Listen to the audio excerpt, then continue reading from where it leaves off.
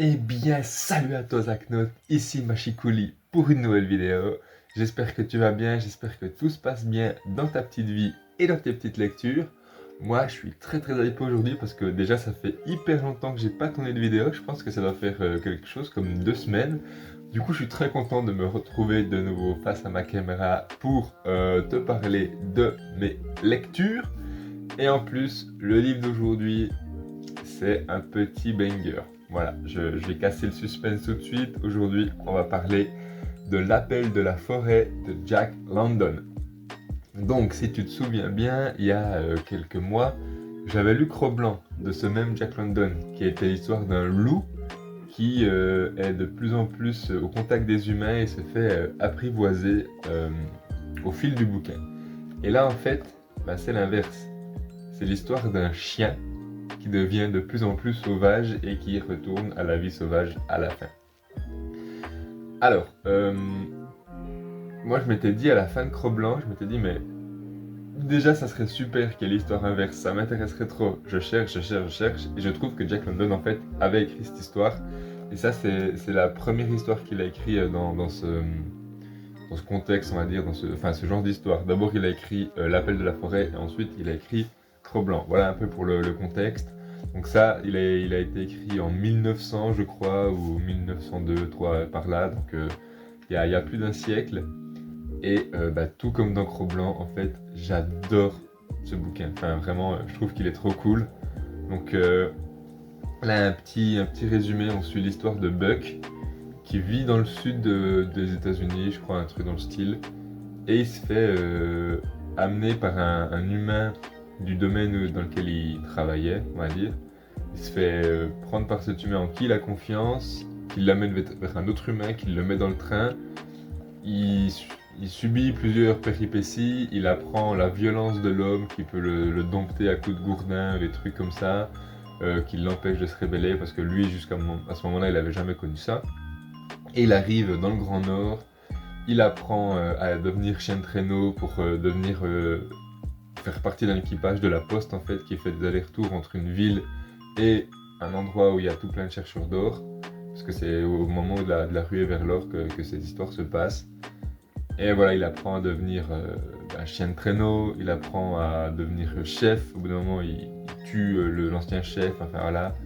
Et il est de plus en plus sauvage et il ressent de plus en plus justement l'appel de la forêt et un truc qu'il a vraiment dans ses tripes, qui l'appelle, que son instinct lui dit mais il faut que je parte, il faut que j'aille courir, il faut que j'aille explorer. Et voilà, à la fin, il redevient un loup. Qu'est-ce que j'ai kiffé?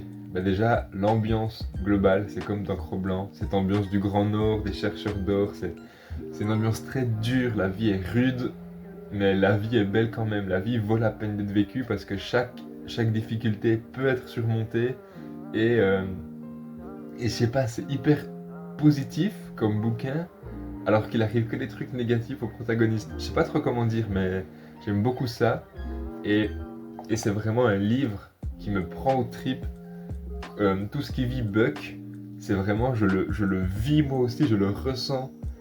Quand il se bat, je me bats avec lui. Quand il est en colère, je suis en colère comme lui. Et vraiment cet appel de la forêt, cet appel de la nature où il dit purée, mais je sens un truc, mes ancêtres criaient des fois, machin, au clair de lune, je sens que moi ça vient, que ça monte et qu'il faut que je libère aussi ça. Enfin, je trouve qu'il est très prenant, ce petit bouquin. Et, euh, et voilà, et en fait j'ai adoré. Alors je sais pas si je l'ai préféré par rapport à Cro-Blanc, parce que lui il est beaucoup plus court. Donc d'un côté il est plus direct, il y a moins de moments où je me faisais chier. Dans Cro-Blanc il y a un peu le début où j'étais pas trop dedans.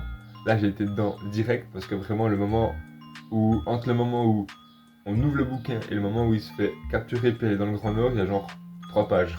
Donc on est vite dans le feu de l'action, tu vois. Euh, Cro-Blanc c'était un peu plus lent au début, mais celui-là il est trop court et je serais bien resté dedans. D'ailleurs, moi j'étais en train de lire comme ça, c'est super, et au bout d'un moment, j'arrive ici du bouquin, donc il me restait tout ça à lire.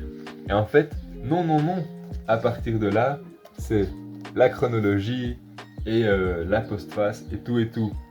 Donc moi, une fois, j'ai pris mon bouquin et je me suis dit, ah cool, il me reste une cinquantaine de pages à lire. Et en fait, il m'en restait 20. Et j'ai été super déçu. Parce que, alors la fin est super, hein, ça on est d'accord. Mais je me suis dit, mais en fait, il va me rester encore plein de trucs à lire et non. Donc de Rage, j'ai lu la chronologie, j'ai lu la postface. Et après de Rage, j'ai lu la préface. Chose que j'avais pas fait.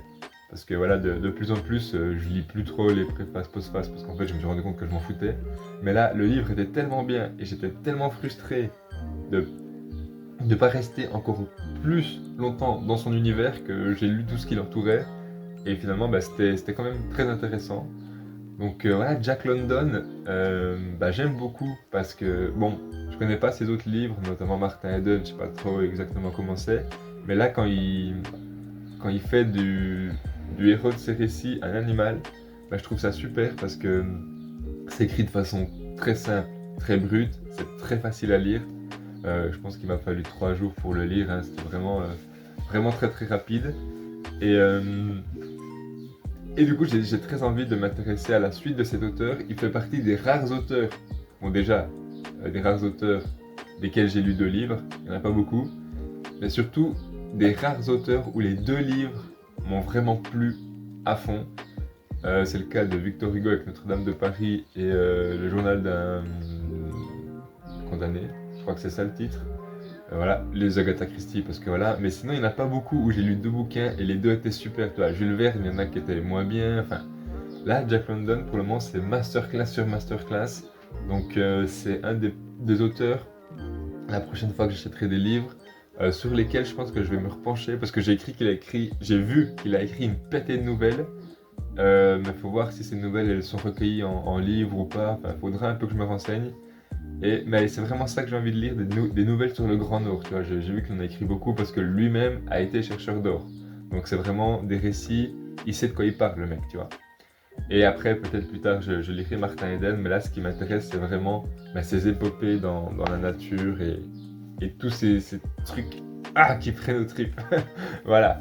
J'espère que tu as kiffé la vidéo, on arrive gentiment à la fin. N'hésite pas à me donner ton avis dans les commentaires, voir si ce bouquin t'a intéressé. Moi, je te le recommande très très fort. Je te le recommande plus fort que Cro-Blanc parce qu'il est plus court et du coup, si le style de l'auteur te plaît ou si l'histoire, le délire un peu te plaît, après tu pourras lire Cro-Blanc qui peut-être, à mon sens, est plus abouti.